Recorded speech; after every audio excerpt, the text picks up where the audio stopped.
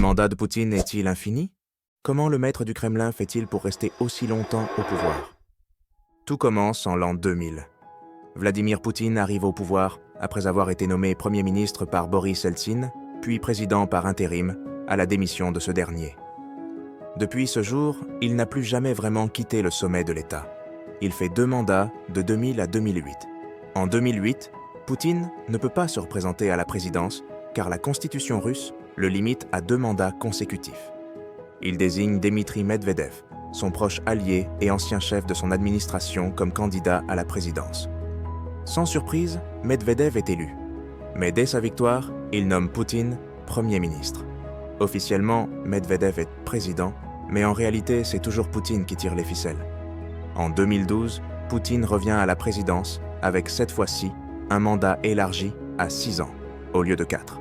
Et il gagne, encore et encore. 2012, 2018 et en 2020, un tournant majeur. Il fait modifier la Constitution.